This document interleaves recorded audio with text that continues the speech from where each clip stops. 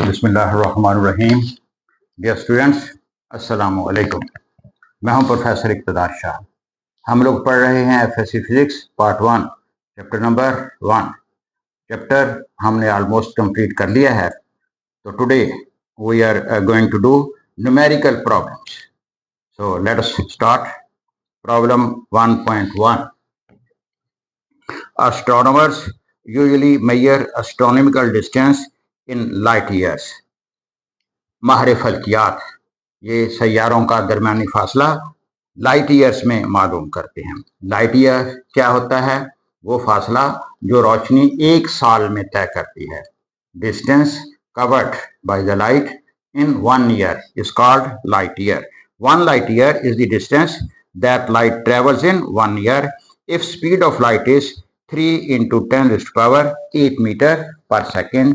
ये लाइट की स्पीड दी गई है जिसको अमूमन हम c से रिप्रेजेंट करते हैं, is equal to 3। Actually it should be 3.0 10 raised to power 8 meter per second। What is 1 light year in meter? तो लाइट ईयर के आपने मीटर्स बनाने हैं, यानी टाइम जो है वो हमारा होगा एक साल, 1 ईयर। और ये लाइट ईयर होगा, ये आपने मीटर्स में इसका आंसर जो है वो देना होगा। तो सबसे पहले ये जो टाइम ईयर में दिया गया है आपने इसको सेकंड्स के अंदर कन्वर्ट करना है जी।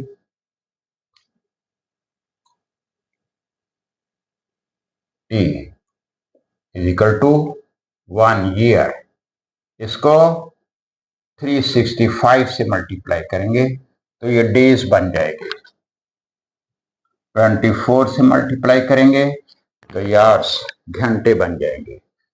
60 से मल्टीप्लाई करेंगे मिनट्स बन जाएंगे। फर्दर 60 से मल्टीप्लाई करेंगे तो ये सेकंड्स बन जाएंगे। तो ये इतने सेकंड्स इसका टाइम होगा। अब using s is equal to vt, इसको आप सॉल्व भी कर सकते हैं, लेकिन हम इसे एक ही मरतबा सॉल्व कर लेंगे। ये हमारा लाइट ईयर होगा, v को c के बराबर रखेंगे और c हमारी होगी 3.0 10 raised to power 8 multiplied by 1 की जरूरत नहीं है। 365 24 60 and 60 this will be in metre. और इसको आप कैलकुलेटर से सॉल्व करेंगे तो it will come up to be 9.4। मैंने पहले से कैलकुलेट किया हुआ है जी। 608 9.4608 10 raised to power 15 मीटर। अब ये देखें 1 2 3 4 5 सिग्निफिकेंट फिगर्स हैं, हमने सिर्फ 2 सिग्निफिकेंट फिगर्स तक इसका आंसर देना है जी। तो ये 6 है, ये इसको 5 कर देगा। 9.5 10 raised to power 15 metre. This will be the answer.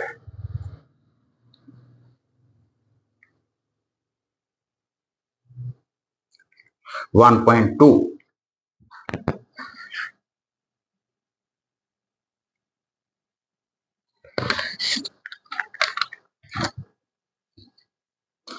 Right the estimated answer of the following in standard form.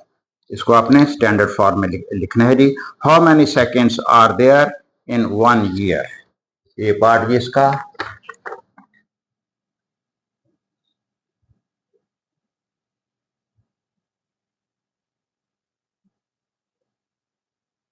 एक साल के अंदर कितने सेकेंड्स होंगे? 1 year is equal to 365 days. 24 से मल्टीप्लाई करेंगे, ये आवर्स बन जाएंगे। 60 से मल्टीप्लाई करेंगे, मिनट्स बन जाएंगे। फर्दर 60 से मल्टीप्लाई करेंगे तो ये इतने सेकंड्स बन जाएंगे जी। जस्ट कैलकुलेटर से आपने इनको आपस में मल्टीप्लाई करना है, तो ये हमारे पास बनेगा जी 3.3153। कैलकुलेटर इस तरह से जवाब देगा 3.1536000 इतने second ji.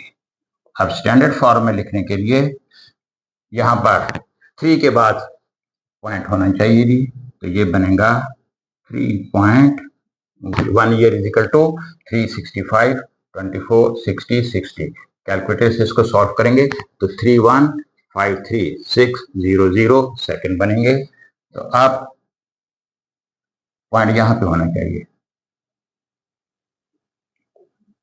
3.1536000 into 10 to the power 1 2 3 4 5 6 7 कितने सेकंड आंसर होगा जी। अब इसको आपने राउंड करना है, मिनिमम सिग्निफिकेंट फिगर्स 2, ये 5 इसको 2 में तब्दील कर देगा जी, and this will be 3.2 into 10 to the power 7 seconds.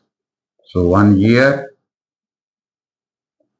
will be equal to 3.2 into 10 to the power 7 seconds. B part is करिए।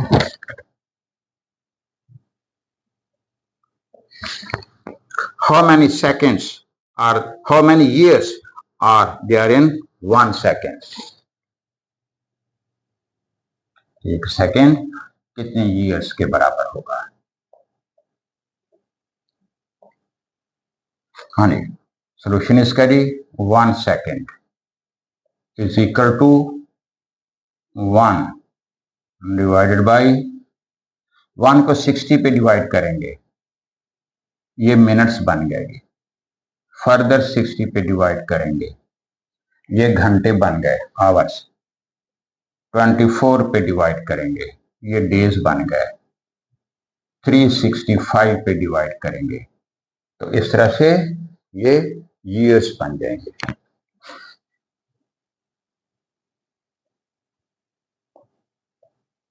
इसको आप कैलकुलेटर की मदद से सॉल्व करेंगे तो इसका आंसर आपको मिलेगा 3.1709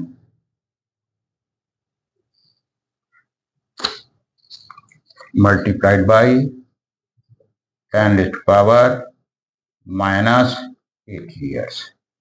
इसको आप 2 सिग्निफिकेंट फिगर्स तक करेंगे तो ये बनेगा जी 3.2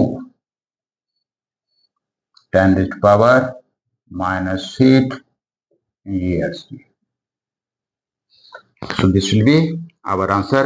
ये बात याद रहे कि जब आप कैलकुलेटर यूज करते हैं तो अक्सर बच्चे इस तरह से इस्तेमाल करते हैं 1 डिवाइडेड बाई 60, आगे फिर इसको मल्टीप्लाई करना शुरू कर देते हैं। मल्टीप्लाई नहीं, आप इसको डिवाइड करेंगे।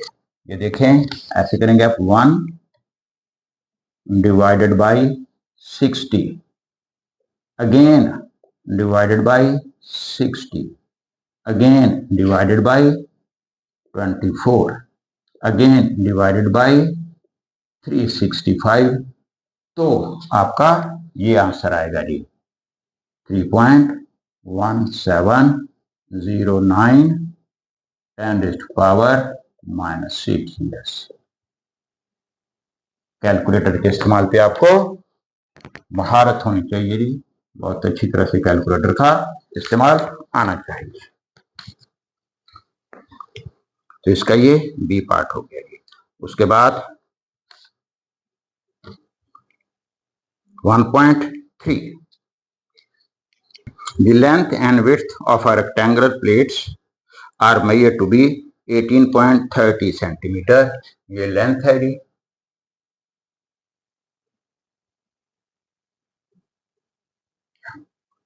एटीन पॉइंट 3 सेंटीमीटर और इसकी width let it be 14.60 centimetre.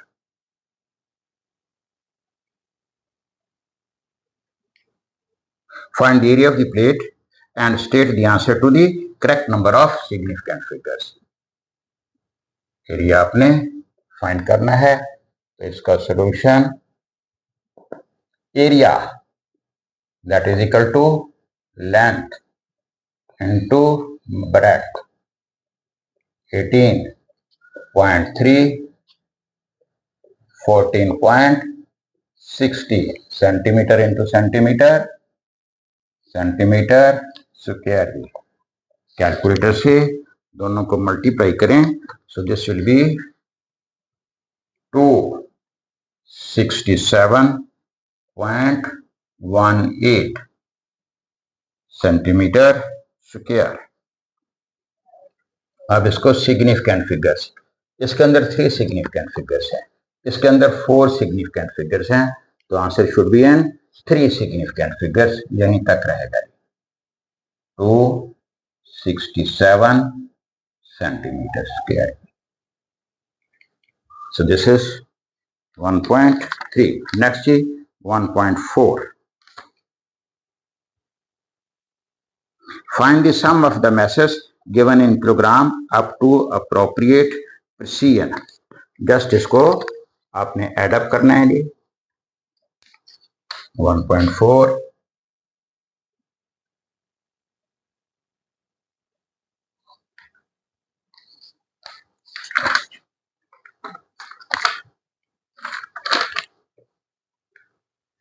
first is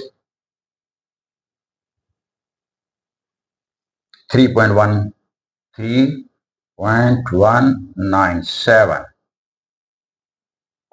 Second is 0.068.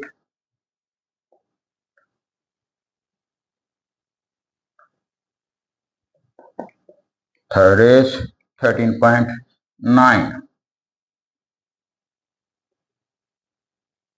And fourth is 3.28. All these are kilograms. अब इनका सम इनका होगा जी 3.197 प्लस 0.068 प्लस 13.9 प्लस 3.28, सबको आप सम अप करेंगे, दैट विल बी 20.445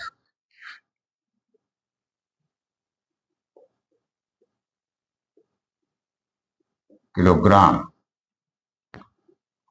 अब एडिशन में और समेशन में क्या देखते हैं कि जिन फैक्टर्स को ऐड किया गया है या सम किया गया है उनमें डेसिमल के बाद मिनिमम डिजिट्स कितने हैं। इसमें डेसिमल के बाद 3 डिजिट्स हैं जी, इसमें डेसिमल के बाद 3 डिजिट्स हैं, इसमें डेसिमल के बाद 2 डिजिट्स हैं, इसमें डेसिमल के बाद सिर्फ 1 डिजिट है, इसमें डेसिमल के बाद 2 डिजिट्स हैं। तो हमारा आंसर डेसिमल के बाद सिर्फ 1 डिजिट हमें चाहिए जी, और लिहाजा हमारा आंसर सिर्फ यहां तक होगा जी।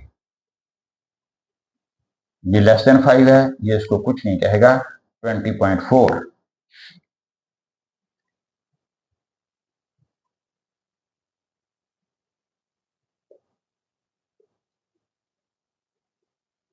this will be our correct answer is 20.4 kilogram. 1.5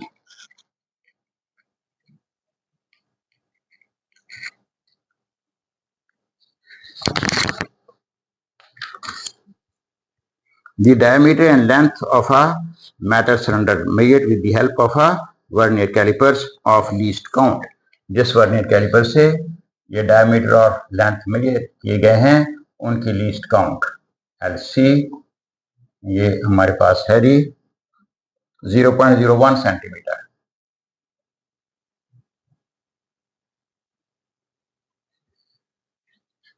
और 1.22 सेंटीमीटर ये डायमीटर है।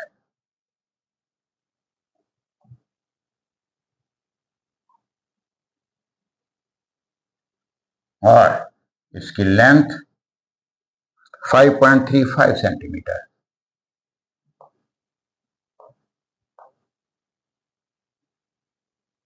आपने इसका वॉल्यूम मालूम करना है री। Calculate its volume and uncertainty in it.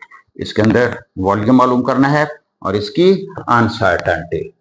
तो पहले चलिए वॉल्यूम मालूम कर लेते हैं। वॉल्यूम का formula pi d square over 4 into L. Pi 3.14, diameter 1.22, square L 5.35, volume का यूनिट सेंटीमीटर क्यूब होगा। इन सबको आप मल्टीप्लाई करेंगे तो आप जो वॉल्यूम कैलकुलेट करेंगे दैट विल बी 6.25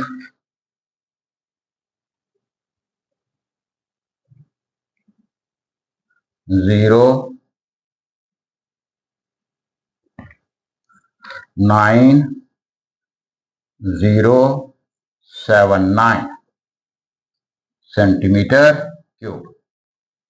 आप इसके बाद आप इसको देख लेंगे। इसमें 3 सिग्निफिकेंट फिगर्स, इसमें भी 3, इसमें भी 3। तो फिलहाल इसको हम यहां तक रख लेते हैं जी, 6.25 सेंटीमीटर क्यूब। नेक्स्ट देखते हैं कि इसके अंदर अनसर्टेनिटी कितनी निकलती है। अब अनसर्टेनिटी निकालने के लिए इसके अंदर डायमीटर है और लेंथ है, तो अनसर्टेनिटी इन डायमीटर निकाल लेंगे। एब्सोल्यूट अनसर्टेनिटी इसे कहेंगे।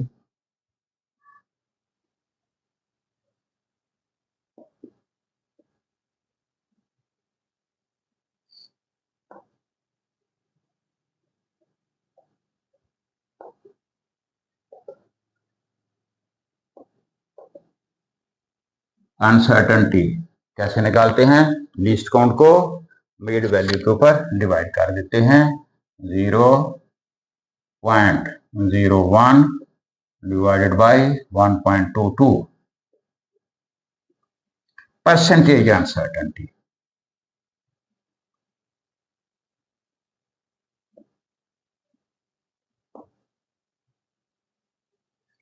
Percentage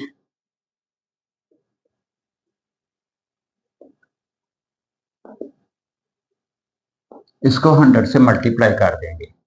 0.01 divided by 1/22 into 100। इस तरह से ये परसेंटेज निकलेगी और कैलकुलेटर से आप निकालेंगे तो डायमीटर के अंदर जो परसेंटेज अनसर्टेनिटी निकली ये 0.8% निकलती है।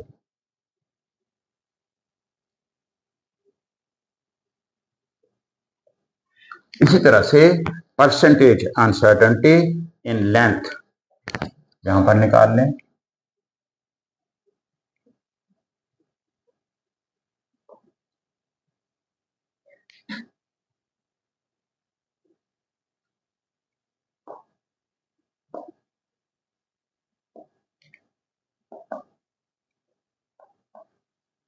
Zero 0.01 divided by 5.35 multiplied by 100। 100 से मल्टीप्लाई करेंगे तो इसको परसेंटेज में लिखेंगे। तो लेंथ के अंदर जो परसेंटेज अनसर्टेनिटी निकलती है 0.1889।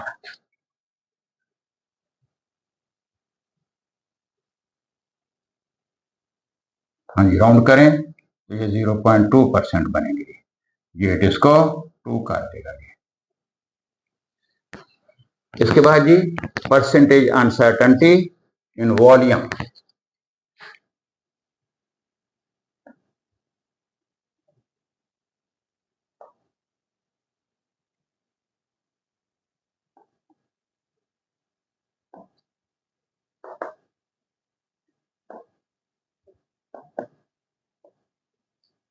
ये कैसे निकालते हैं?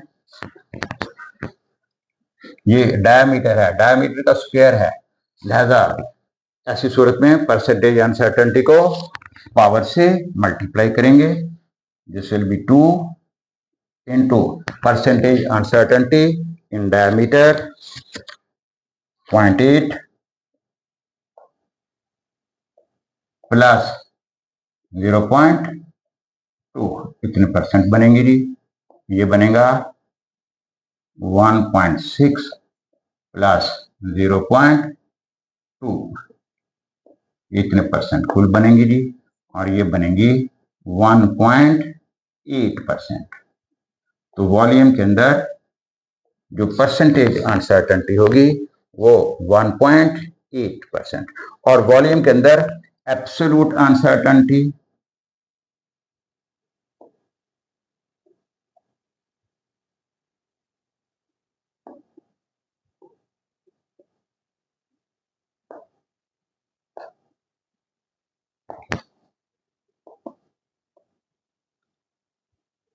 जितना वॉल्यूम निकाला है उसका इतने परसेंट वॉल्यूम हमने निकाला है 6.25।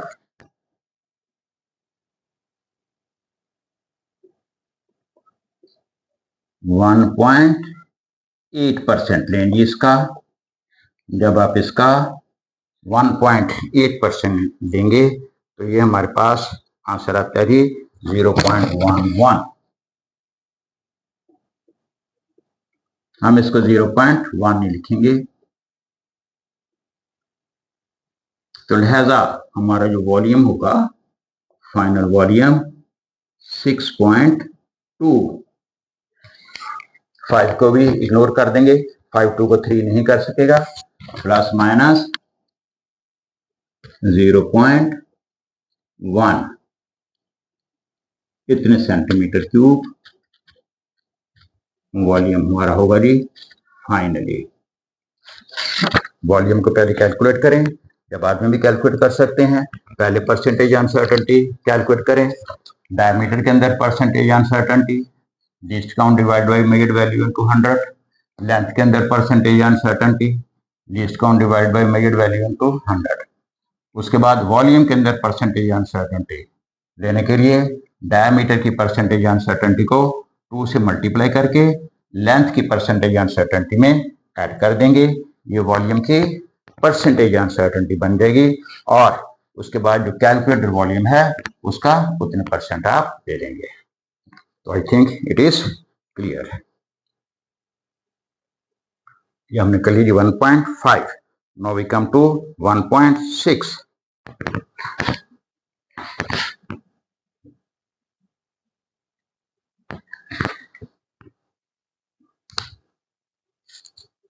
show that the expression Vf square minus Va square is equal to 2as is dimensionally correct, where V is the initial speed, A is the acceleration, and Vf is the velocity after covering the distance s। and ये question हमें दी गई है। Vf square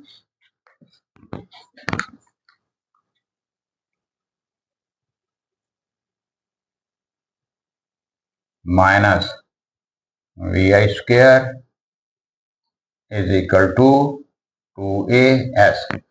दोनों तरफ की dimension लिखनी है जी, Vf की डायमेंशन और Vi की डायमेंशन। ये V की डायमेंशन ही है, तो इस V की dimension LT -1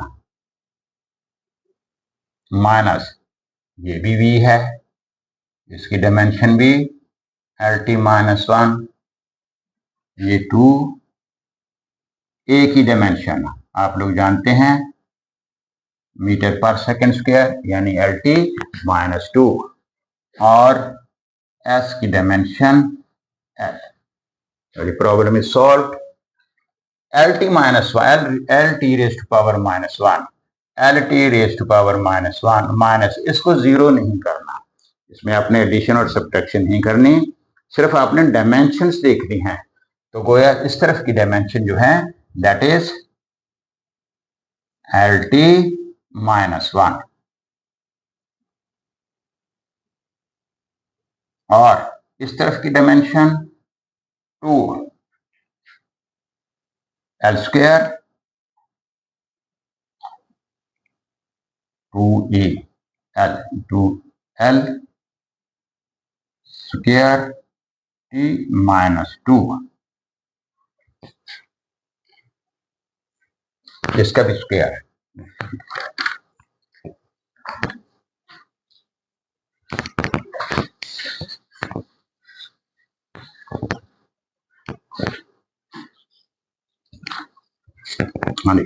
Now we do 1.6.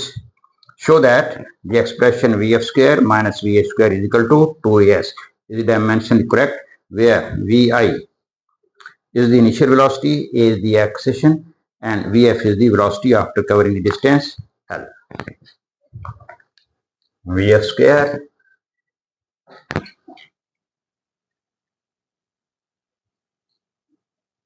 minus Vi square is equal to 2as. दोनों तरफ की डायमेंशन लिखनी है, F और I से कोई फर्क नहीं पड़ता, V की डायमेंशन है इसकी भी और इसकी भी V की डायमेंशन है।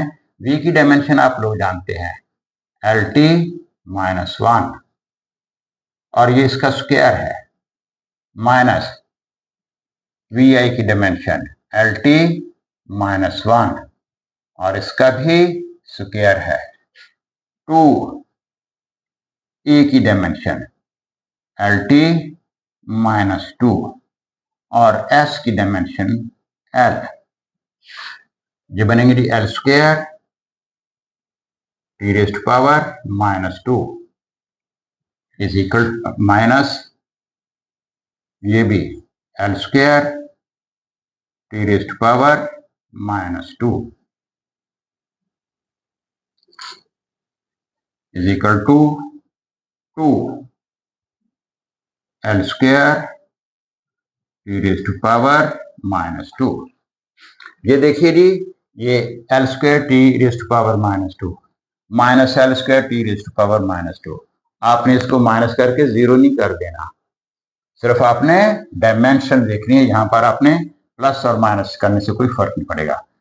तो इधर इस साइड की डायमेंशन भी in fact LT raised to power L square T raised to power minus 2 है और इस तरफ की डायमेंशन भी L square T raised to power minus 2 है और लेफ्ट हैंड साइड की डायमेंशन राइट हैंड साइड की डायमेंशन के बराबर हैं।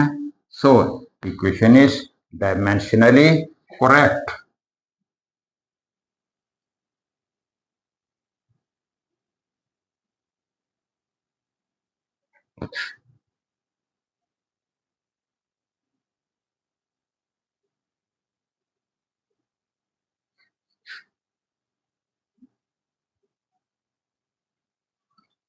Let's see 1.7.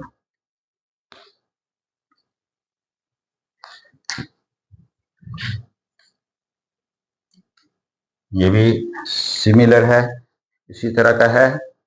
Show that the famous Einstein equation E is equal to mc square is dimensionally consistent. देखिए E is equal to mc square,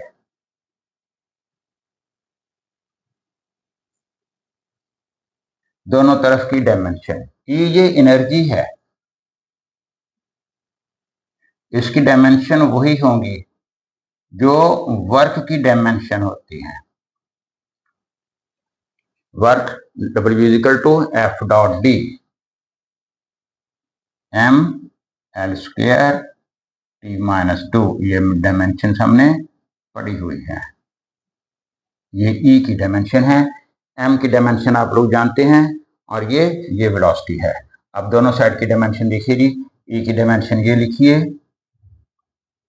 m l square t minus 2, इस तरफ m c की dimension L T minus 1 और इसका square, तो ये बनेगा M L square T minus 2, और इधर भी ये m ये एल स्क्वायर और टी रेज़्ड पावर माइनस 2। तो लेफ्ट हैंड साइड की डायमेंशन राइट हैंड साइड की डायमेंशन के बराबर है, लिहाजा ये इक्वेशन डायमेंशनली ट्रू है। 1.8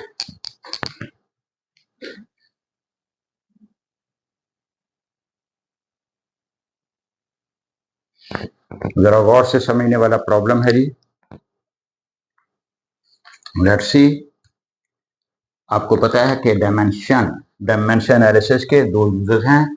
एक इक्वेशन की होमोजेनाइटी चेक करना कि ये इक्वेशन करेक्ट है या नहीं, वो हम इस तरह से करते हैं कि दोनों साइड्स की डायमेंशन लिखते हैं। अगर डायमेंशन सेम है तो इक्वेशन ट्रू है, और अगर डायमेंशन सेम नहीं है तो इक्वेशन ट्रू नहीं है।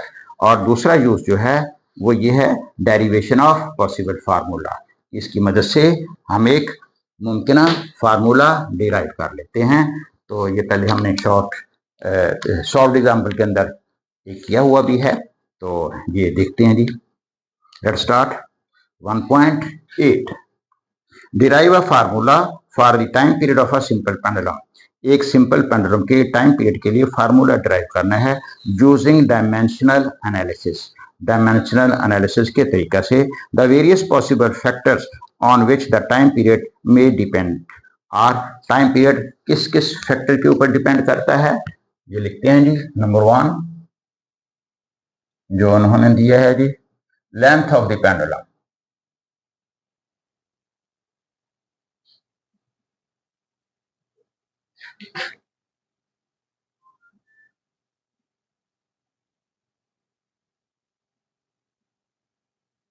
L. Number 2 mass of the ball.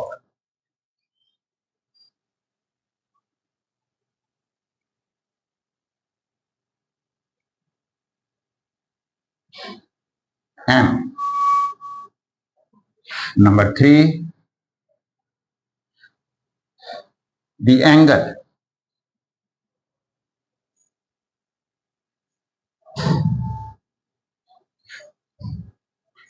which the thread makes with the vertical.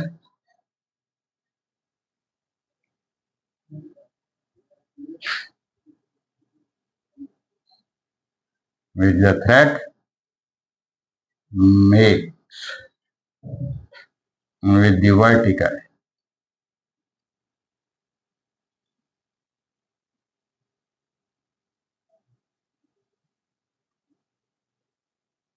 इसको थीटा से रिप्रेजेंट करते हैं।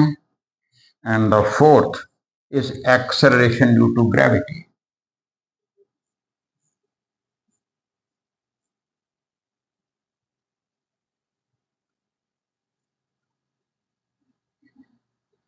Acceleration due to gravity g. अब इसको सॉल्व करते हैं। हाँ जी, कैसे लिखेंगे कि हमारा जो टाइम पीरियड है that is proportional to length mass angle and g. Power हम अपनी मर्जी से लिखेंगे जी। इसकी ए, इसकी बी, इसकी सी और इसकी डी। यहां पर एक कांस्टेंट आएगा जी, ये लिख लेते हैं जी। L A M B theta C and G raise to power D. अब हमने यूं करना है, दोनों तरफ की डायमेंशंस की पावर को कंपेयर करना है। इधर देखिए, इधर टी की डायमेंशंस टी होंगे, पहले डायमेंशंस लिख ले। इसकी इसकी कोई डायमेंशन नहीं होगी, इसकी डायमेंशन एल होगी रेज़ टू पावर ए। इसकी डायमेंशन एम होगी रेज़ टू पावर बी। इसकी डायमेंशन, थीटा की डायमेंशन नहीं होती, डायमेंशन लेस क्वांटिटी, हम इसे एल एल इनवर्स लिख लेते हैं। एल 1 माइनस 1 ये 0 ही हो जाएगा। इस सी एंड जी, इसकी डायमेंशन, ये एक्सेलरेशन है, L T raise to power -2 और इसकी पावर डी होगी। अब हमने क्या करना है जी, दोनों साइड की डायमेंशंस की पावर को कंपेयर करना है। इधर m और l नहीं है तो हम इधर इस तरह से लिख सकते हैं कि यहां पर m की पावर 0 है और l की पावर भी 0 है। तो सबसे पहले m की डायमेंशन लिखिए जी। m की, इधर m की पावर 0 है और इधर m की पावर b है, इसका मतलब कि p is equal to 0।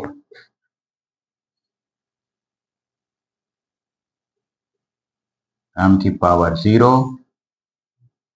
Is equal to m की power b, this means b is equal to 0। इधर हम लिख लेते हैं, इधर l की पावर 0 है,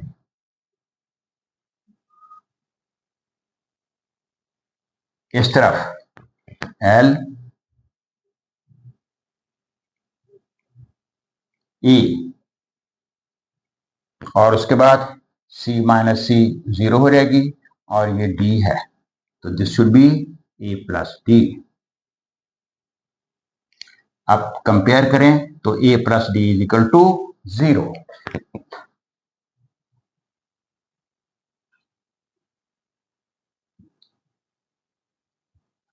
So a should be equal to minus d t।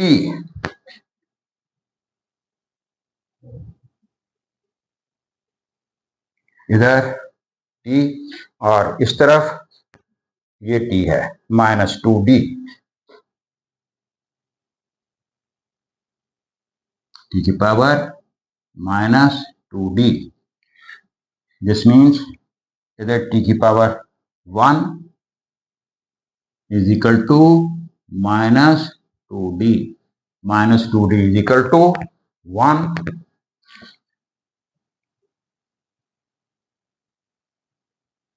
d is equal to -1/2। इसको अगर आप यहां पर पुट करें तो a is equal to minus minus, यहाँ पे माइनस आ रहेगा, माइनस माइनस के साथ खत्म हो जाएगा। a is equal to 1/2, d is equal to -1/2 और उसके बाद हमारे पास m, इसकी भी 0 है, इसकी भी 0 है। अब ये वैल्यूज इसके अंदर हम पुट कर देंगे। That will be equation number 1, putting in 1।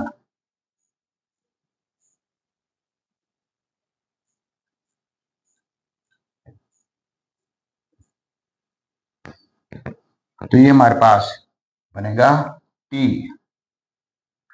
is equal to k l raised to power a means 1/2, m raised to power b और b हमारे पास 0 है, theta raised to power c minus c ये भी 0 है और g हमारे पास बच जाएगा जी, और g की रेज़ टू पावर d और d हमारे पास -1/2 है। So this is equal to k l 1/2 इस तरह से, और -1/2 ये नीचे आ जाएगा। This should be equal to KL/G। This should be, इसको ऐसे लिख लें, T is proportional to L/G√। और जब आपको बताया गया था डेरिवेशन ऑफ पॉसिबल फार्मूला में कि जो कांस्टेंट है, कांस्टेंट के मतलब ये डायमेंशनल एनालिसिस कोई इंफॉर्मेशन नहीं देता, ये एक्सपेरिमेंटली फाइंड करते हैं। So possible formula for the time period of a simple pendulum that is T is proportional to L/G√। और इसके साथ ही ये हमारे न्यूमेरिकल्स एंड हो गए हैं, बल्कि चैप्टर भी एंड हो गया है। और मुझे इजाजत दीजिए। खुदा हाफिज।